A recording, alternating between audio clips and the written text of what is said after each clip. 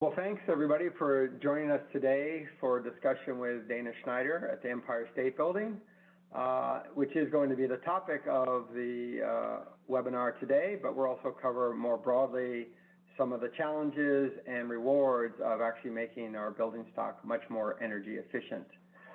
So let me just start with an introduction and say I've known Dana Schneider now for over 10 years. She worked with me way back in the late 2000s on the Empire State Building when we first took a run at seeing what could an iconic building like that, built pre-World War II, actually achieve in terms of energy efficiency. She has an enormous amount of experience in the building industry in general, and has recently, in the last 2 years, come over to the Empire State Building Realty Trust Company to work there directly. And I most recently had the pleasure to work with her on another round of efforts on the Empire State Building, as though the first effort wasn't enough. So I'm going to let Dana tell you a little bit more about her background, and then we're going to dive into the discussion and the talk. Thanks very much. Dana, why don't you take it away from here? Sure, thanks. Thanks, Stephen. So as Stephen said, my name is Dana Robin Schneider. I'm a Senior Vice President at Empire State Realty Trust. I'm the Director of Energy, Sustainability, and ESG. And I've had the pleasure to work at Empire State Realty Trust for 2 years, but I've been working with Empire State Realty Trust and our pretty incredible Chairman, CEO, Tony Malkin, since 2007, which is when I met Stephen. And so he asked me to give you all some background on my own career path, and then I'll talk to you about some of the work that we're doing. So I was lucky enough to know at a really young age that I wanted to do work with environmentalism. Since I was 8 or 9, my goal in life has been to do something to save the environment from human destruction. And so I was really lucky, actually. I went to the University of Virginia, and one of the classes that I took my first semester was with a man named Bill McDonough. William McDonough is a visionary and taught us when we were 18 to see buildings like a tree, that we could build and design in a way that the air could come out cleaner, that the water would come out cleaner, that it would reuse everything it created, and that there would be no waste. And so that visionary mindset is something I was really lucky to be taught at such a young age, and carry that through. So my studies were interdisciplinary for sustainability. There were no sustainability majors in 1995. So environmental science, architecture, urban and environmental planning, mechanical engineering. And I worked as a mechanical engineer at WSP for several years, got to work in really cool buildings. And I realized that even though we were giving our clients the most efficient possible solutions they could have, what we were actually, I didn't really have a seat at the table in decision making, and some of that was my level of experience. And some of that is that, as the engineers, we didn't really have that voice. So I went over to JLL, where I ultimately became managing director of energy and sustainability projects for the Americas. And I had the opportunity to work on over 250 million square feet of energy and sustainability projects, huge range of project types, the most exciting of which was the work with Empire State Realty Trust and the Empire State Building. So we'll jump right in to telling you guys about that awesome work. And we'll kind of start with the work that Empire State Realty Trust gets to do on the policy side. So a little bit of background. Empire State Realty Trust is a publicly traded company. We have over 10 million square feet of property. And we, ESG leadership is part of who we are. It's ingrained into the way we manage our properties, into the way we manage our business. And it's a critical component of our commitment to corporate responsibility. So really into facts, into data, and we've committed ourselves to a lot of awards and recognition to make sure the market understands the value. So we've done a lot of work with healthy buildings as well as with energy efficiency. We're the first portfolio in the Americas to achieve the WELL Health Safety Rating. We have 5 stars and one of the highest scores in the country with GRESB. 76% of our buildings are Energy Star. We're the most efficient REIT in New York City. And, we've just done a tremendous amount of work to get to this point. So Tony and I both do work with the Real Estate Roundtable and the Real Estate Roundtable Sustainable Policy Advisory Committee. That's really important to this discussion because that is the federal level of advisory that we give. The Real Estate Roundtable works on lobbying for policies. So we work at the state with the mayor's office, the Department of Building, with on sustainability. We have done since the Bloomberg administration. We work with the city, excuse me. We work with the state. We've been working with Governor Cuomo for years and now with Governor Hochul, and very closely, not only with the governor on policy, but with organizations like the NYSO, which is the Independent System Operator for the Grid, and also with NYSERDA, the New York State Energy Research and Development Authority. And so we've done a tremendous amount of work there. We work at the Well Living Lab and the Mayo Clinic to test and pilot healthy building systems. And we do all kinds of work that way. I personally am a lead fellow and I'm also on the lead steering committee. So we hit it from all directions.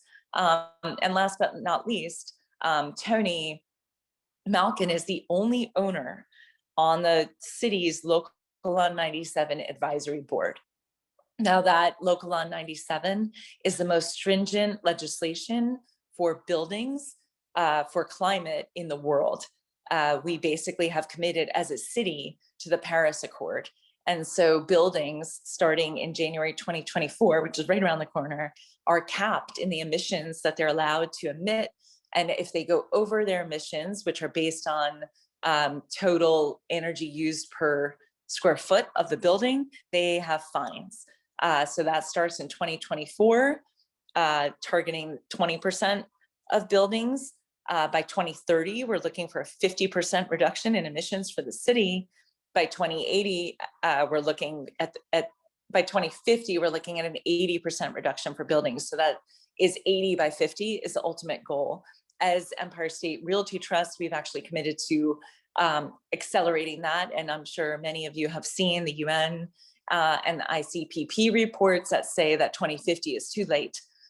We believe that's true. We also believe there's a business case for doing this. And so we have committed to carbon neutrality for the Empire State Building by 2030 and for carbon neutrality for our entire portfolio by 2035. We already have been buying 100% renewable wind power for the Empire State Building since 2010, and for the whole portfolio since 2021, since January of this year. So that type of work on our end has been in place for a really long time.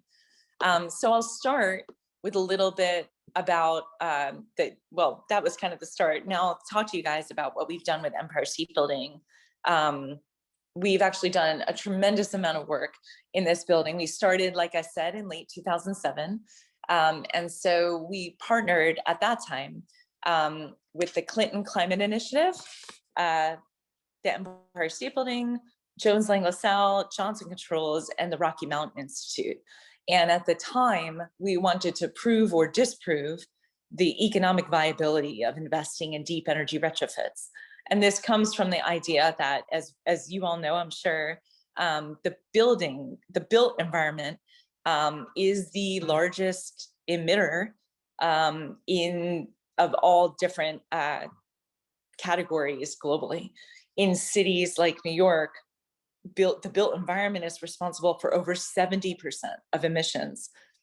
And this is nothing like cigarettes or Philip Morris, right? When we built buildings, nobody realized that they would be the largest contributor to emissions and climate change. But since we have known that, we have committed intensively to doing this. And so our goal with Empire State Building 1.0 was to create a process, to create tools to prove it works for whole buildings, for base building systems, for tenant systems, and to share that so that others could invest in the same. And so our goal continues that way. We evaluate the technical and economic potential to decarbonize existing buildings. We do that in a way that focuses first on what is technically possible if there are no rules, right? If there are no codes, if there are no costs, what's our blue sky thinking on the most we could possibly do in these buildings to reduce emissions? And then we overlay the economics. It's really important to take that first step without any holds barred. It's really important to think outside the box and maximize our, our potential to do the most we can in these buildings. And then we develop a replicable approach to create a building decarbonization strategy that includes process management, summary reports, clear stage gates, and actionable plans. It's really important to stay organized, not only for ourselves, but also so that we can help others replicate what we've done. And we wanted to define technical and economic needs to meet and exceed city and state and Paris Climate Accord targets for 2024, for 2030, and for 2035. We wanted to also share this with the city, the state, and hopefully nationally, so that they can understand also, what the potential is to actually meet huge commitments like 80 by 50 early, right? How do we do this by 2030 or even sooner? So we also looked at evaluating the effects of different grid decarbonization scenarios. And that's really important for this. What we found is critical, and we can get into that as well, with what the grid will do and when. New York State and the New York Independent System Operator have what's called the CLCPA, which is a plan for the grid to become more renewable over time as well. And so what we found is that the grid must do what it says it will do by when it says, and buildings must also reduce their emissions significantly in order to achieve carbon neutrality, or the ultimate goal of an 80% emissions reduction. And so we've done a tremendous amount of work to evaluate the effects of these different grid decarbonization scenarios. We've been continuously conducting tests and pilots in the buildings since 2008, 2009. We continue to conduct a thorough building technology review through pilots, through building tests, through energy modeling, workshops, site visits, vendor evaluations. We're always looking for the whole portfolio, and especially in the Empire State Building, for different options and ideas. And then we analyze a whole system approach. Really important part of our work is to look at all of the systems in the building, and including people as systems. So you need to look at, we talk about the right steps in the right order. So we look at the envelope first. Then we look at the behavior of all the occupants and the design and construction of their spaces. Then we look at the central plants, the central heating, ventilation, and air conditioning systems, and optimize all of these areas together, and create energy and financial models around what the options are, and what will deliver the best returns. We leverage private sector expertise, which is ours, and leadership, and we coordinate intensively with the public sector to support knowledge dissemination, amplification, and replication, which Stephen and I will talk about at the back end of this presentation, how important it is to amplify the message to ensure that everybody repeats what we've done. And we use multi-stakeholder engagement to make sure that we engage the tenants, which have a huge role in this work. A really important part of creating it's not enough at all to be committed to carbon neutrality. We need to define what that means to us, right? What does net zero mean to us? What does decarbonization mean to us? So, as globally, there's a lot more awareness of how important this is. But what's most important is not just making the commitment, it's creating a plan and defining a roadmap to how that gets done. So when we talk about defining net zero for us as Empire State Realty Trust, our working definition for decarbonization for carbon neutral existing buildings, which is where it's at, is that by just drastically reducing building operational emissions in partnership with the renewably sourced grid that for us aligns with New York State CLCPA, So number one, what that means is we reduce emissions directly as much as we can in our buildings. And we partner and cooperate with the state and the utilities to reduce their emissions as much as possible. And then we offset residual emissions through clean energy generation where we can. Really difficult in skyscrapers, but we are, for example, building a community solar project of 3.5 megawatts with 4 megawatts of battery storage and 90 EV charging stations in one of our properties in Westchester. Very exciting. And we purchase RECs for 100% of the electricity. We want to be transparent with accounting and reporting. And our goal is for net annual building operational carbon emissions to equal 0. We're already, frankly, almost there. But the issue for us is to continue that leadership and to get the emissions down as low as possible and only offset what's left. And so what we'll talk about with the Empire State Building, by 2030, the Empire State Building will target carbon neutrality through an 80% operational carbon reduction. That's our goal. That's no joke, by the way. And we plan to achieve that through a combination of energy efficiency measures, a more renewably sourced grid, and up to a 20% offset with clean energy generation and RECs. So we'll see what happens with the grid. But what we have already achieved is what we wanted to talk about first in the case study today. So in the Empire State Building, a little bit of background on our building. She's 90 years old this year. We call her 90 years young, sorry.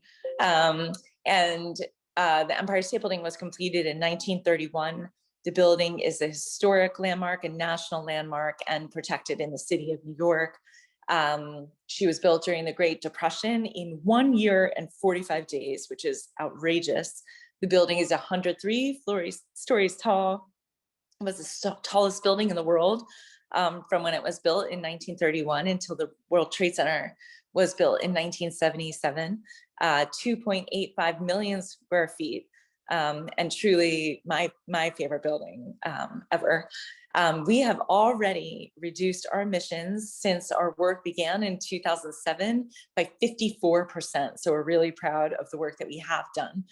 So first, let's talk about what we have done, and then we can talk about what we hope to achieve or what we've committed to achieve going forward. Like I said, we started our work in 2007. And basically, we analyzed a whole set of projects, basically looked at the entire budget. So the building was going through a repositioning at that time. And about $93 million was budgeted for projects that would impact energy usage, but weren't being looked at that way at that time, right? It was being looked at as, well, this piece of equipment is broken, we need to replace it, or we need to permanently cool the quarters, so we need to add a chiller. We basically came in and we built a calibrated energy model.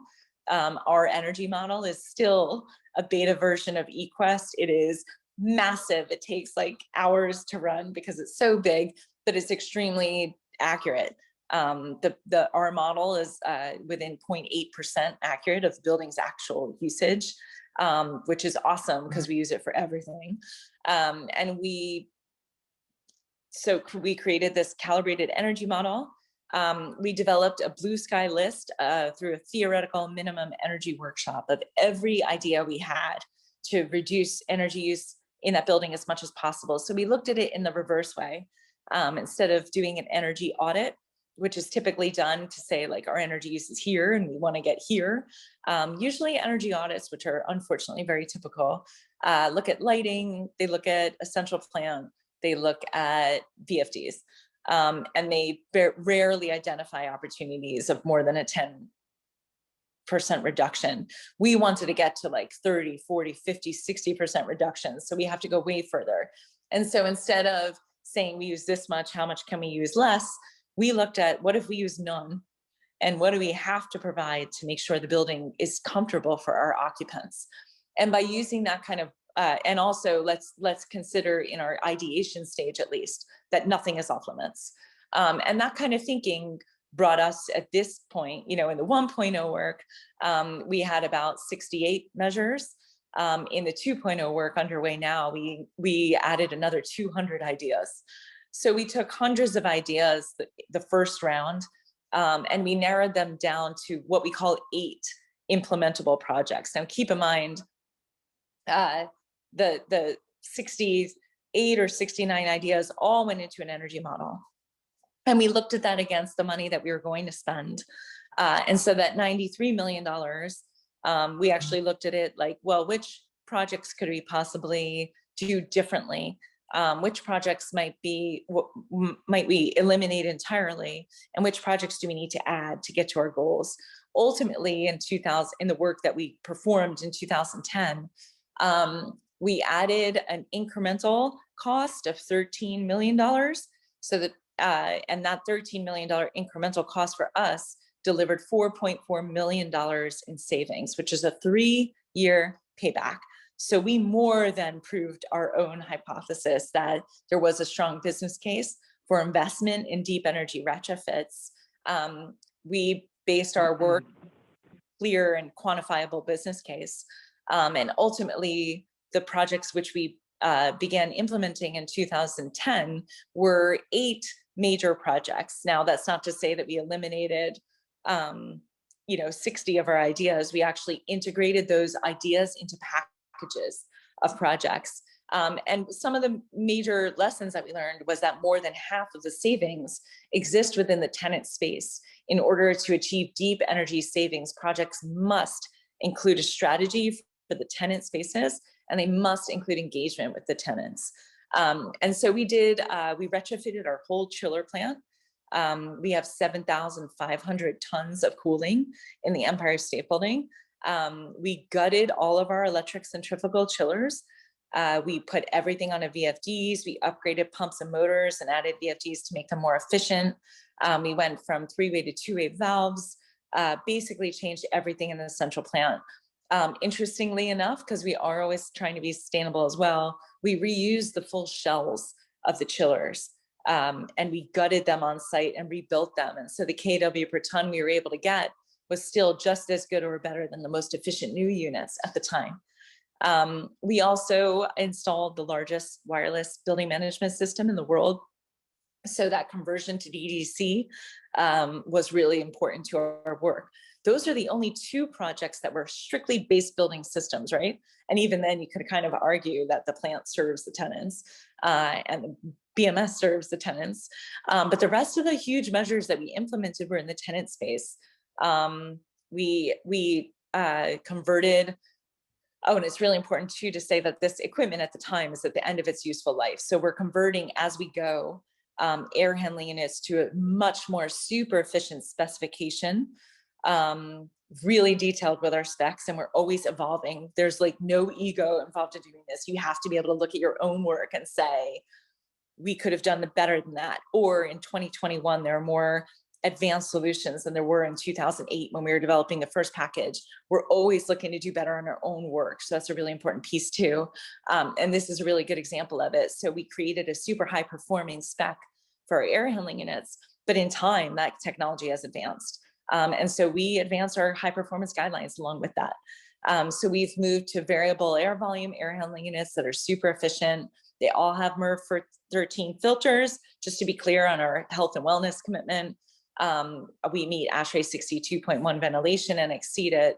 So the VAV air handling unit conversion, we have we call it guideline 36, which is part of the code. It's demand control ventilation for every space with CO2 sensors so that we're balancing efficiency with indoor environmental quality, which has become hugely important through the COVID age. We never closed down, we never closed our buildings, and we led the industry in what IEQ looks like, also being able to open the observatory, right? So we can talk about that too at the end if you guys have questions, but we're focusing more on energy efficiency.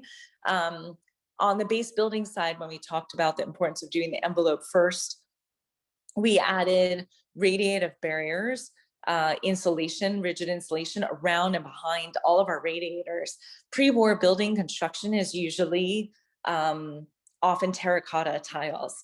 And if any of you have seen the Empire State Building, those beautiful metal Art Deco panels are right behind our radiators. So really not super insulation performance. So we added these radiative barriers, and we converted all 6,514 of our oversized windows. We did all of the work on site.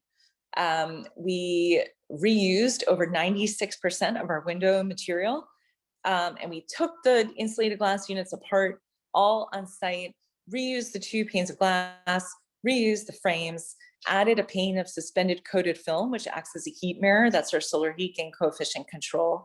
So we create these triple glazed insulated glass units, turn the outside in, turn the panes around so that we're getting another 20 years out of the glass itself. And then we filled the gaps between the suspended coated film and the windows with krypton and argon gases. The solar heat gain coefficient comes through that heat mirror in between the 2 panes of glass. The krypton and argon gas sound very fancy, but those are very large, heavy molecules, and they help to prevent convective heat transfer. And so those 2 projects, the radiator insulation and the window retrofit, which quadrupled the performance of our windows, were key projects that reduced the load on the building and actually reduced the load on our central plant by 33%. And we were able to eliminate a $26 million additional chiller project because we reduced the load on the plant, made the equipment in the plant way more efficient, and we're able to deliver cooling to the corridors through the existing plant, and that use that $26 million savings to go towards other projects instead, such as the window retrofit. We also have a tenant energy management program. So our tenants are actually able to see their energy usage in real time. We really believe that by engaging those tenants to see what they do, and the fact that they're all sub-metered and pay based on their usage, will enable them to reduce their energy usage that way as well. And last but not least, we have rigorous, high-performing, sustainable, healthy building guidelines. And so our tenants have to follow detailed and rigorous directions for energy efficiency in their own spaces. We support them through that. We actually created a whole program with the NRDC that's now with ULI called the Tenant Energy Optimization Program. It was based on the same type of work we did to prove out the investment in the return on investment for investing in super efficient tenant spaces. It was also the inspiration for Energy Star tenant spaces, which is actually legislation that we helped get passed in Washington a few years ago. So Energy Star now has a program for tenant spaces because they are such a critical part of super efficient buildings. So our high performing guidelines for tenant spaces include a huge piece around energy efficiency. We have proved that our tenants can be 20 to 57% more efficient than code with an incremental cost generally around 4.7% or less, with a payback of well under 5 years, 2 to 5 year payback. Lease terms are usually 10 to 15 years long and are often renewed. So those are some of the projects that we did. And so the sum of adds, changes, and deletions to the 2008 capital budget for energy related projects was a $13 million add with a $4.4 million savings. And that's where our 3-year payback came from. Another big lesson from this was that, we integrate the right steps in the right order, but also that there's no silver bullet. We like to say that there's more like silver buckshot. Because none of these, everyone wants what's one thing we should do in our building? There's not just one thing, right? Each of the 8 packages of projects that we implemented save between 2 and 9%. And so we really have to do them all. Now, I will say the largest piece of the pie in this project, and frankly, in most projects, is the BMS work.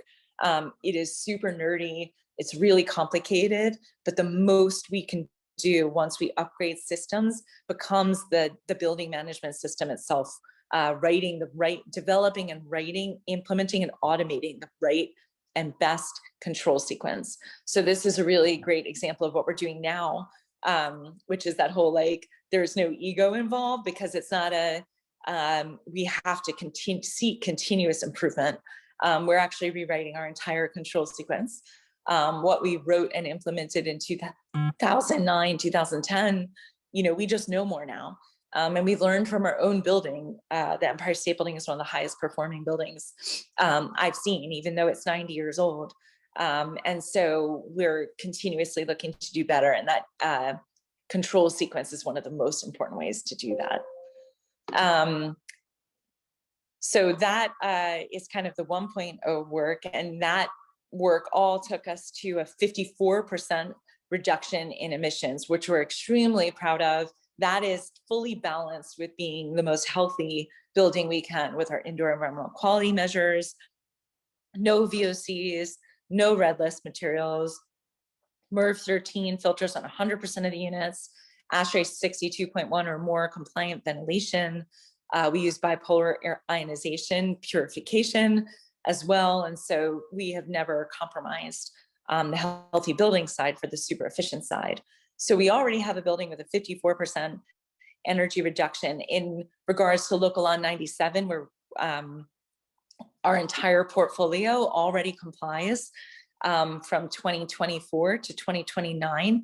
Most of our buildings also actually already comply from 2029 to 2034, where the big cut comes is 2035, which is looking for that 50% reduction. And so all of my effort this year, actually for the past 2 years, has been focused on how do we do that? How do we achieve that 80% reduction? We want to get to the 2050 target now. So we're developing plans for every building, including the Empire State Building, to get to that reduction, and not just through recs or offsets. Like, how can we really do it? And so we'll be making an announcement either in the next couple months. So this discussion is confidential for this group, but I have to trust you guys around what we did and how we did it. And we'll release a playbook on exactly like what steps to take and what ideas did we have and how did we develop our roadmap to carbon neutrality for the Empire State Building and beyond. So that's just a high-level review. Stephen and I wanted to take about a half an hour for the presentation and then be able to take your questions and have an interactive discussion. So, I think what we come away with is an amazing message that if it's possible for a 90-year-old historically preserved 2.85 million square foot building with, normal non-COVID over 20,000 occupants, over 4 million visitors a year, that's like a crazy freaking building. So if we could figure out how to take that building and create and implement a plan towards carbon neutrality, then we can do it anywhere.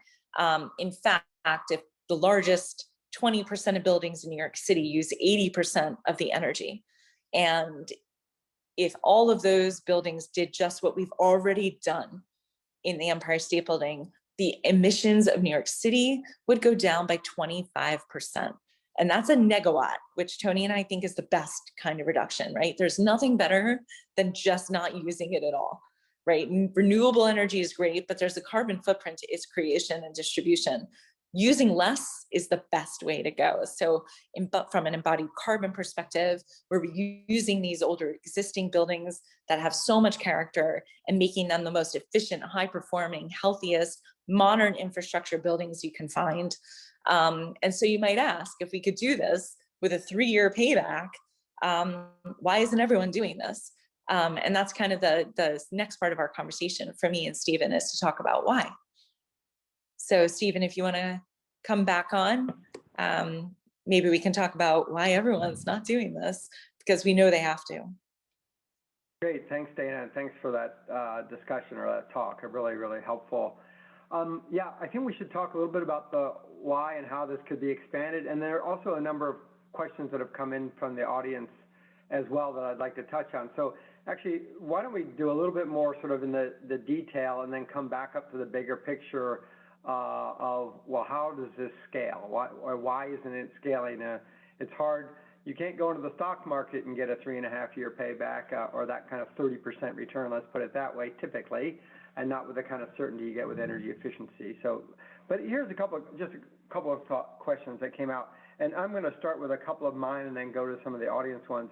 One, this is just an interesting point, can you describe what happened to the energy use in the Empire State Building when you went pre-COVID into the depths of the COVID time, and what the occupancy level change was and what it did to the energy change?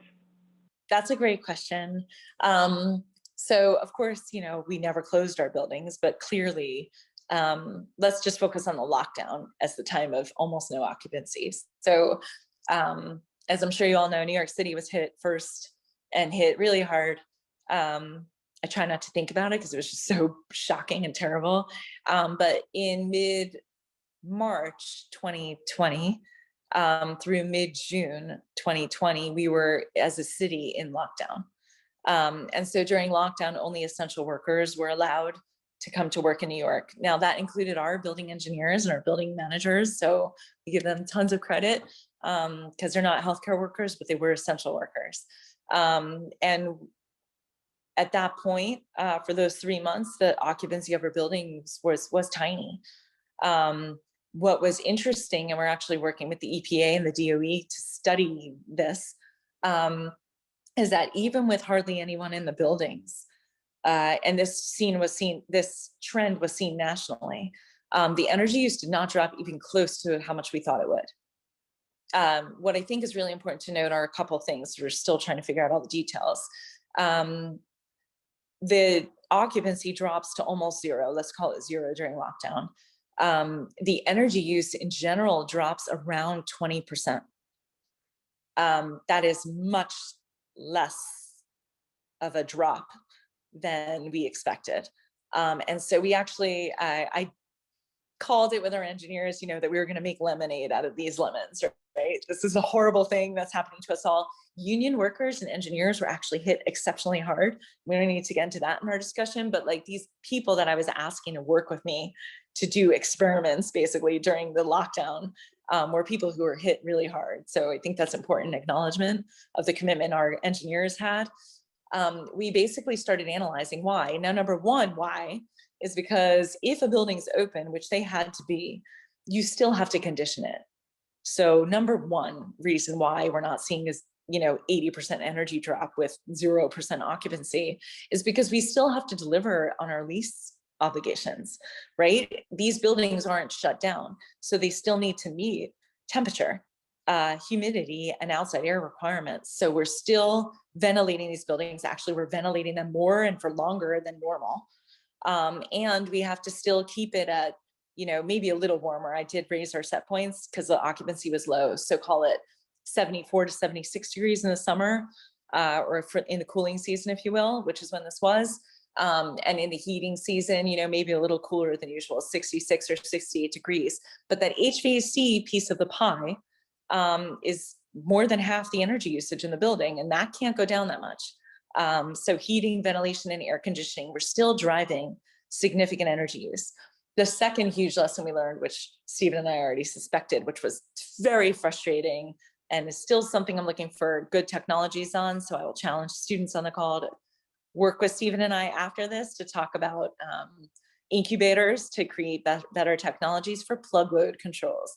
So all the things that everyone has plugged in their offices, at their desks, not that different, I'm sure, from your homes, TV screens, monitors, copy machines, coffee machines, refrigerators, printers, AV stuff, all the shit on your desk that's plugged in, all those things stayed on.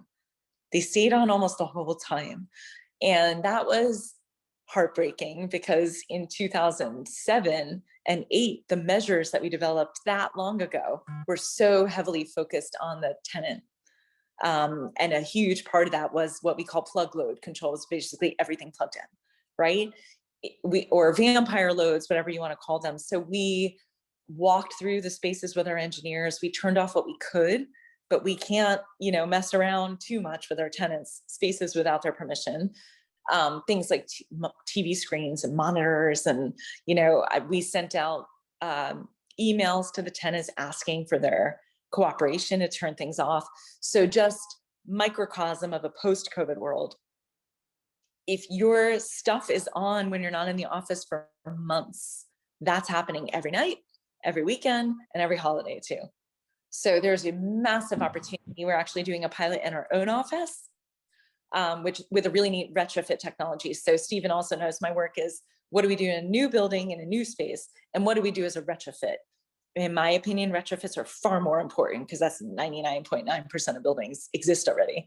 Even a new building, the second it gets occupied, all those plans are out the window and you treat it as an operating existing building. That plug load control piece is massive. So we're doing a study in our own space with a retrofit technology, outlet-based, super affordable, software as a service, pays for itself.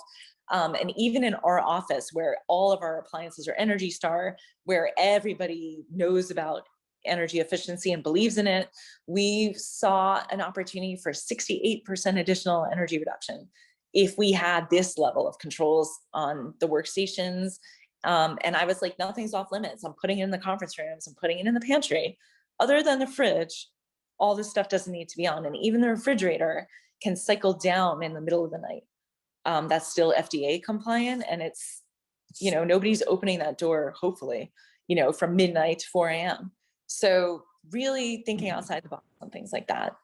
And we, use the COVID time to do a bunch of tests in buildings that you could never risk when people were there, on set points and controls, and what to do in the tenant spaces. One of the most interesting thing I learned is that we were walking through these ghost town empty spaces and stuff's moving around on screens with no one there.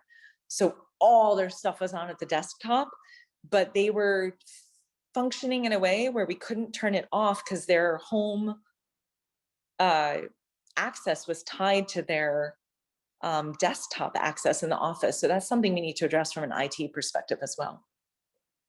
Like we couldn't turn. Yeah. Let me ask a couple of other questions that have come up from people that are related to the tenants.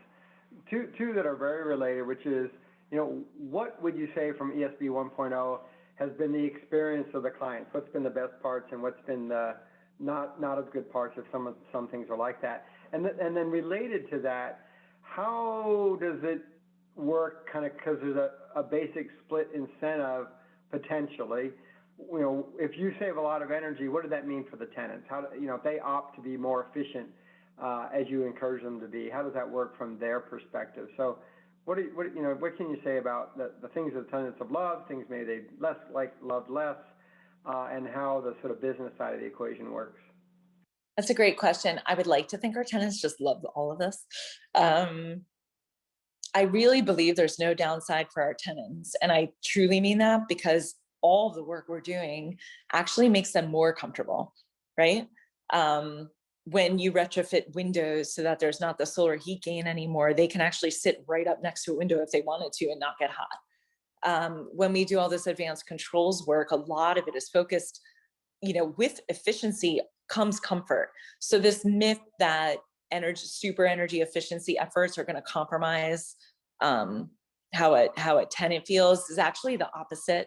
We're advancing tenant comfort through our work. We're also, certainly since our work began, have a huge focus on tenant health and safety.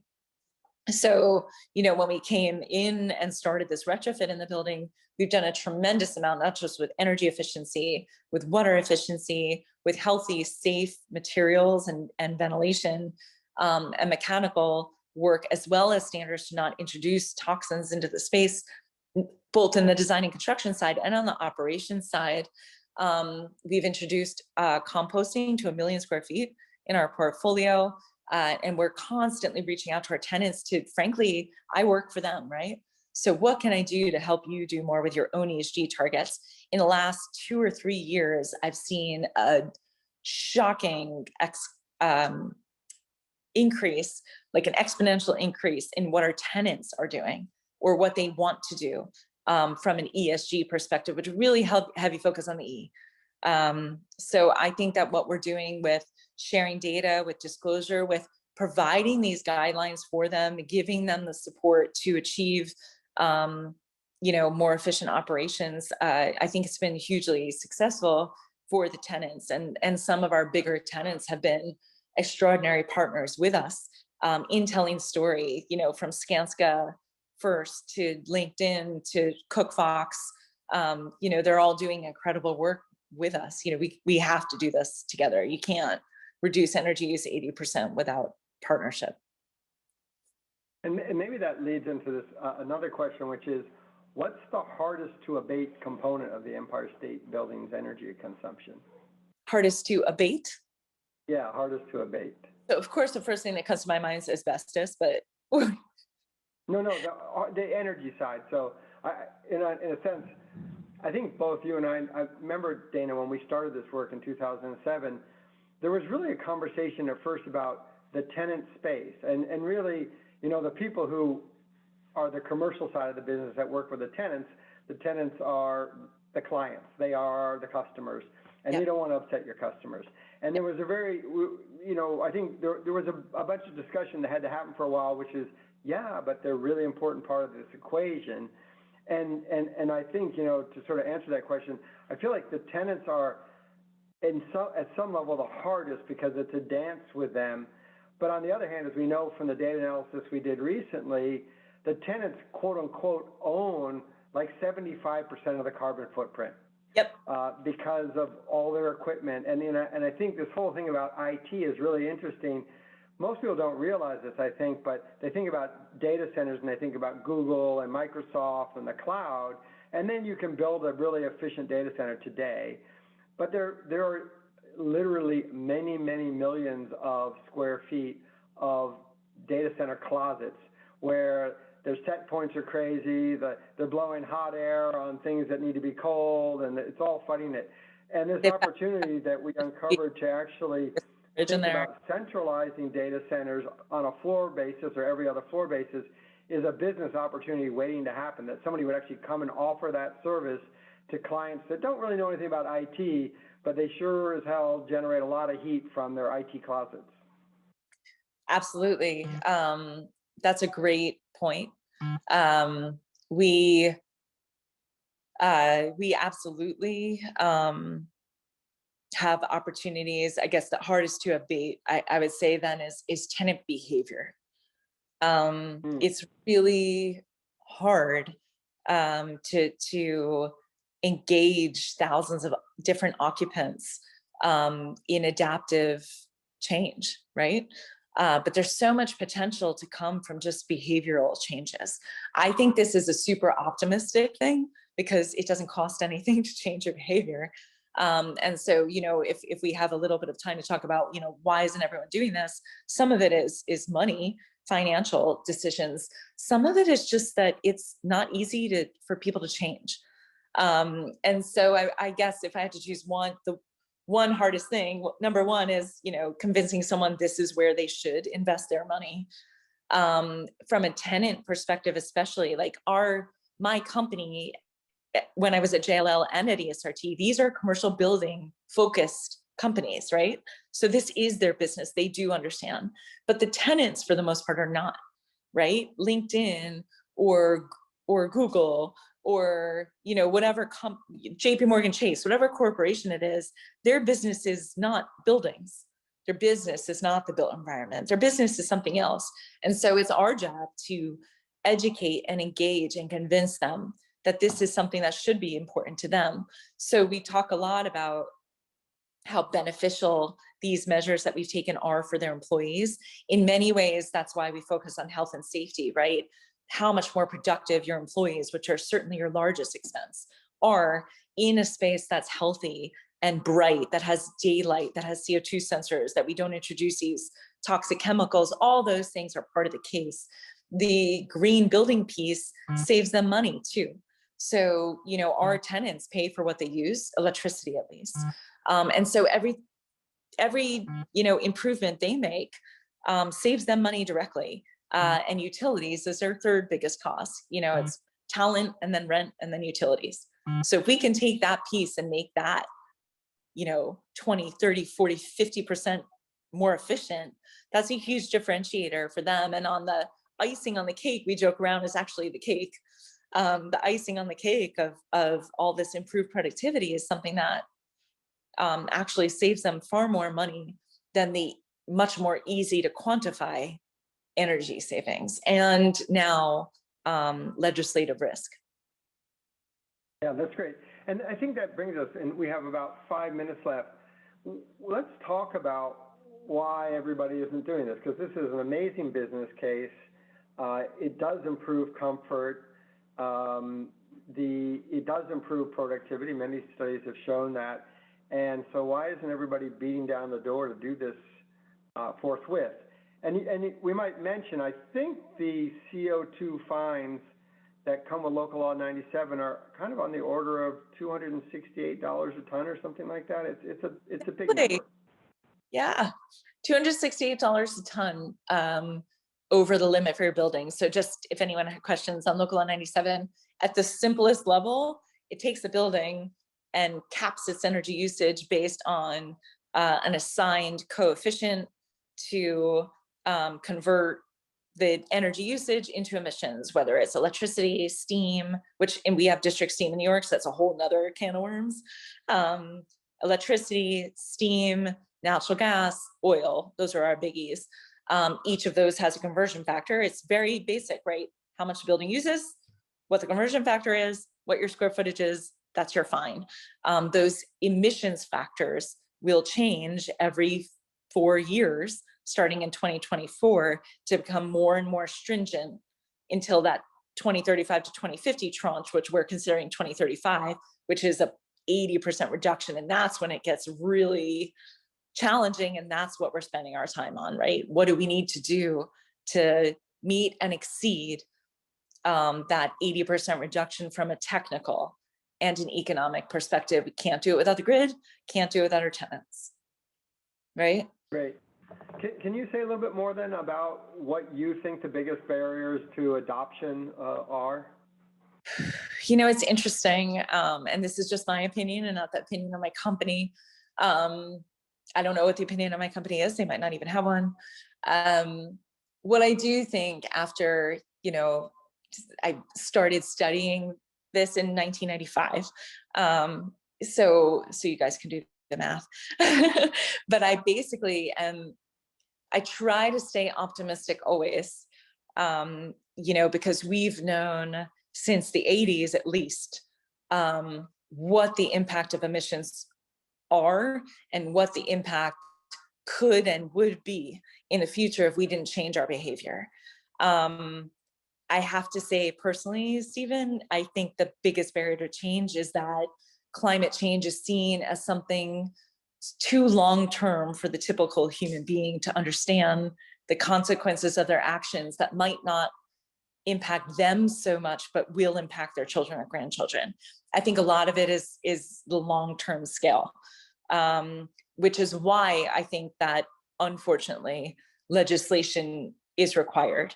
The carrot alone may not work in this case, which is a bummer, but we just have to be real if we really want to drive change. And so I would say that we need to continue to prove the business case. People want to do what's right, but shareholders need to also make money. And so it just is what it is. The investment won't be made unless you can make a business case for it. And so we must continue to collect data tirelessly to make that business case over and over and over again, that even if you don't believe in climate change, I'm not going to get into that, even if you don't want to do this because it's, so that your children might be able to breathe, you should still do this because it's a good investment for yourself and your shareholders. The more we can... That's kind of the interesting thing to me, Tina. In 2007, we didn't talk about climate change. No. We just said, hey, energy efficiency is probably a good thing and it's going to have a good business case. And by taking a whole system approach and really, as you said, which is, I think, rare and one of the barriers, that everything was on the table, that there were we weren't going to start with saying, well, this won't work or that won't work, but we looked at everything. Yep. That we came up with a number that we were all, pleasantly surprised or shocked by, maybe not Amory, but, that we could do 40%, which is now turned into 54%, and with a very short payback period. And, I think you're right that we actually have to, as a society, mandate that we do things that are good for society because we're not moving quickly enough. Yep. But there's also this whole education piece about what can be achieved, because as I recall, the quote unquote competition before we got started on this project was some other well-known energy efficiency firms who came in with numbers that were typically around 5 to 10%. Yep. And so that, you have to start by stretching your brain pretty far and saying, well, what can be done? And you have to be willing to think about all of the opportunities at once and not take them off the table and say, well, that doesn't happen. And a very good example of that is the radiant barriers you talked about, and disassembling 6,500 windows and putting them back together. Those were nominally cost effective, but not great paybacks. But by doing them, they allowed you to retrofit the chiller plant rather than buy an additional chiller. And this saved millions of dollars. And you didn't have to cut a hole in Fifth Avenue. And so that kind of whole system thinking is the kind of thing I think that's applicable here at Dartmouth, in building portfolios for REITs around the country, and a willingness to say it's a good payback period. And then I think we need to make sure that we have the right financing in place, although these are very low risk investments in the end. And it feels like one of the distinguishing hallmarks of you and Tony Malkin is this actually gets share of mind. You think about it in addition to the day-to-day business of maintaining the commercial buildings.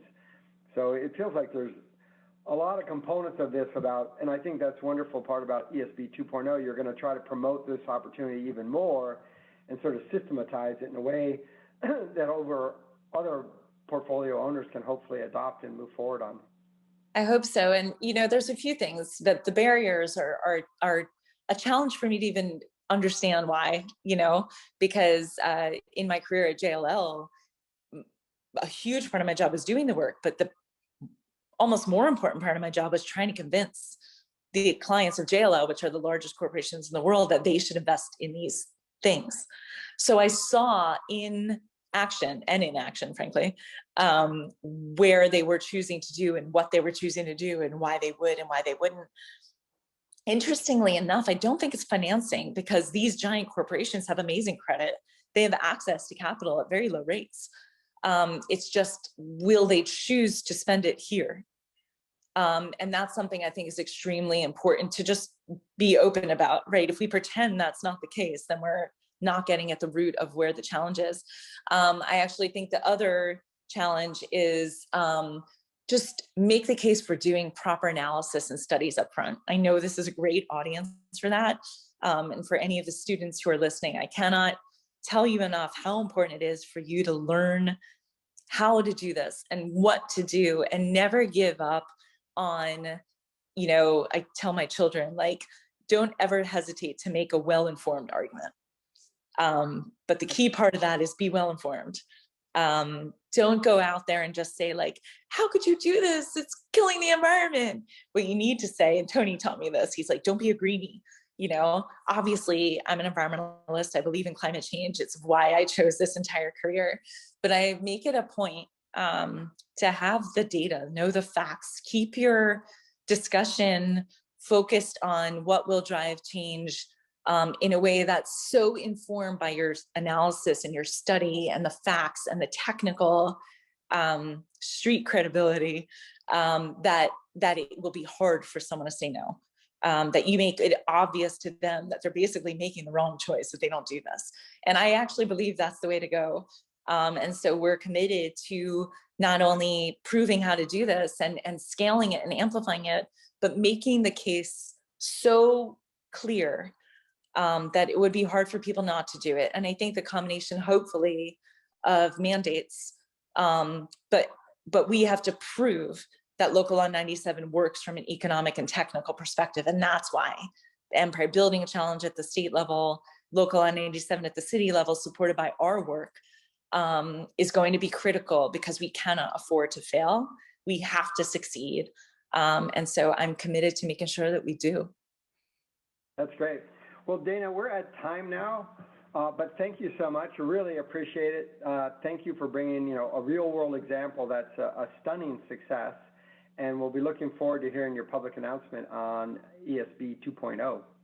Great. I look forward to coming to talk to you guys when that happens and talk about all the new details. Thanks again. Thanks.